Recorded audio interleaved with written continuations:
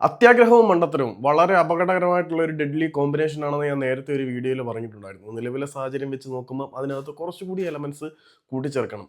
അഴിമതി, മണ്ടത്തരം, ഉളുപ്പില്ലായ്മ, അത്യാഗ്രഹം ഇങ്ങനെ ഒരുപാട് സാധനങ്ങൾ കൂടിച്ചേർന്ന ഒരു സംയുക്ത രൂപമാണ് നമ്മുടെ ഓൾ ഇന്ത്യ ഫുട്ബോൾ ഫെഡറേഷൻ എന്ന് വേണം മനസ്സിലാക്കാൻ.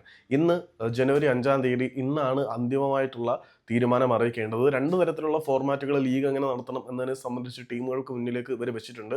ഒന്ന് 2 ഗ്രൂപ്പുകളായിട്ട് തിരിച്ചിട്ടുള്ള ഒരു ലീഗ് സെറ്റപ്പ്, അല്ലാതെ ഓരോ ടീമും പരസ്പരം ഓരോ മത്സരങ്ങൾ വീതം കളിക്കുക എന്നുള്ള സെറ്റപ്പിൽ ഒരു ലീഗ് ഫോർമാറ്റ്. ഇത് രണ്ടുമാണ് നിലവിൽ അവർ ഉണ്ടാക്കിയിരിക്കുന്ന ഫോർമാറ്റുകൾ. ഈ രണ്ടിൽ ഏതെങ്കിലും ഒരു ഫോർമാറ്റ് നിങ്ങൾ അംഗീകരിച്ച് ഇന്ന് തന്നെ ഞങ്ങൾക്ക് അന്തിമ NOC തരണം എന്നാണ് പറയുന്നത്.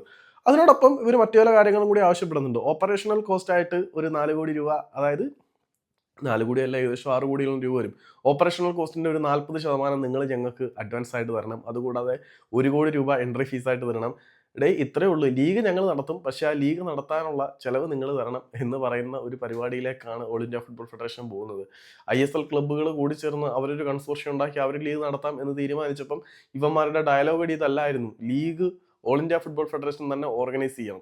ഇങ്ങനെ ഓർഗനൈസ് ചെയ്യാൻ ചങ്കൂറ്റത്തോടെ പറയുന്നവന്മാർ ഞങ്ങൾ ഓർഗനൈസ് ചെയ്യും എന്ന് പറയുമ്പോൾ അതിനുള്ള ഫണ്ട് കൂടി കണ്ടെത്തണം. അല്ലാതെ ഓപ്പറേഷൻ കോസ്റ്റിന്റെ 40% നിങ്ങൾ അഡ്വാൻസ് ആയിട്ട് തരണേ എന്നൊക്കെ പറയുന്നത് കഴിവില്ലായ്മയും അഴിമതിയുടെയും അത്യാഗ്രഹത്തിന്റെയും മണ്ടത്തരത്തിന്റെ ഒപ്പം ഉളുപ്പില്ലായ്മ എന്നുകൂടി ഒരു എലമെന്റ് ആ ഒരു ഡെഡ്ലി കോമ്പിനേഷന് ചേരുന്നതുകൊണ്ടാണ്.